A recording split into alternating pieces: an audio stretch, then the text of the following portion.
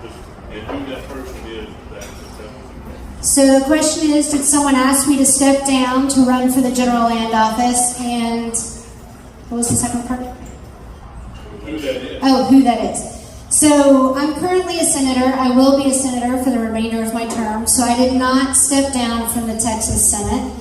I did have to decide, though, do I seek re-election for my Senate seat? Because, of course, and y'all have seen it, and I know you had a lot of changes in Montgomery County, which Brandon Creighton is amazing, by the way. You are very well represented. I know some of y'all have Lois Colport's just coming into Montgomery County, if I remember right. Both of them have endorsed me. They're awesome. So I will serve the rest of my term, but I did have to decide, because of redistricting, we're all on the ballot again. Before, this would have been what we call a free run, because it would have been midterm. So I was approached by folks who said, look, Dawn, George P. is not running for land commissioner. As you know, he's in a runoff himself right now with Ken Paxton. And they said, we think we need somebody principled, proven, and conservative to run, and we want you to consider it.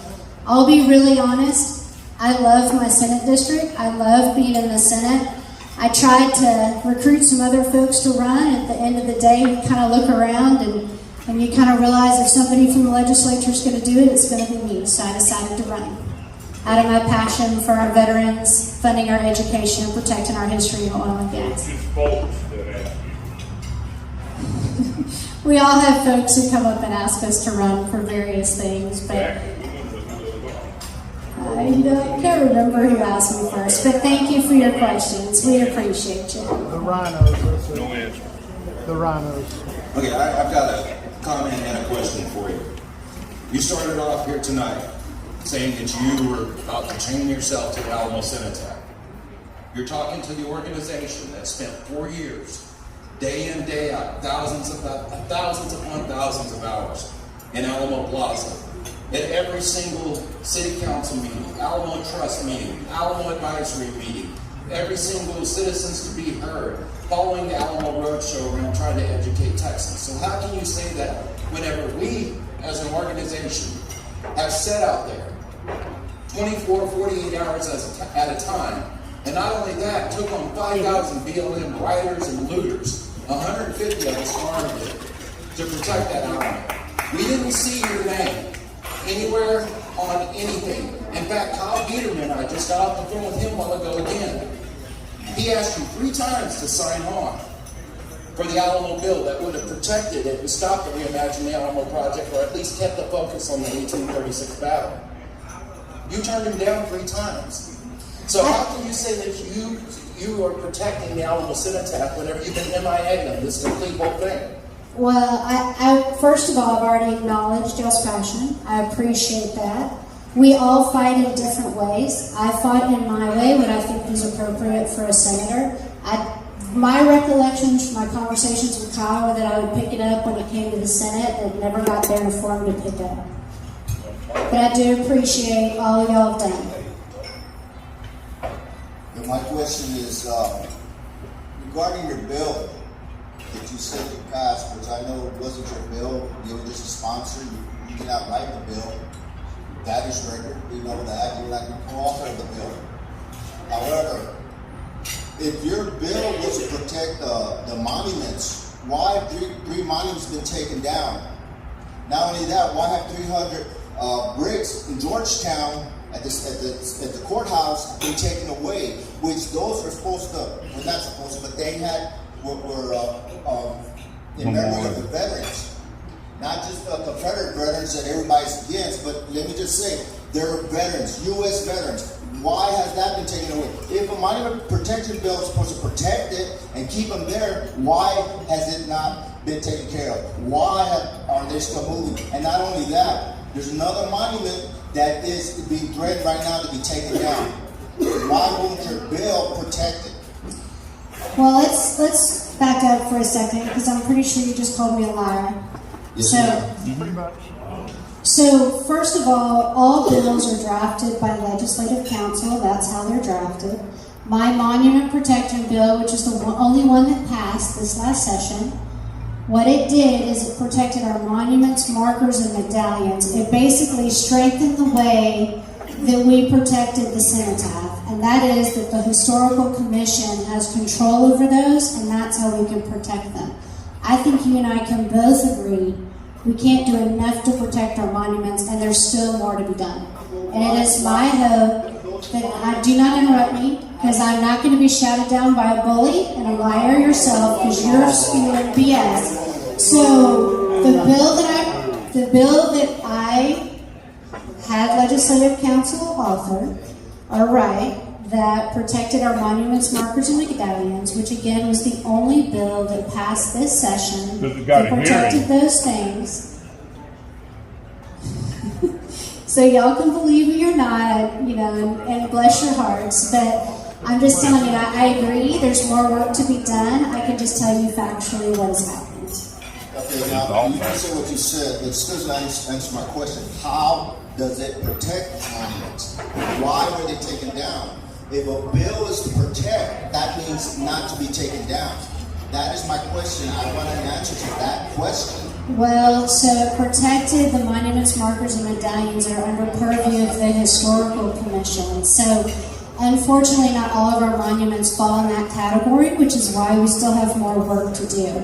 But I can... They're over 100 years old. They're supposed to be protected now. Yeah. So, anyway, still more work to do now, but I can tell you factually what has passed. When Brandon Crichton was promoting his bill a session or so ago, were you for or against that, or did you participate in any of that?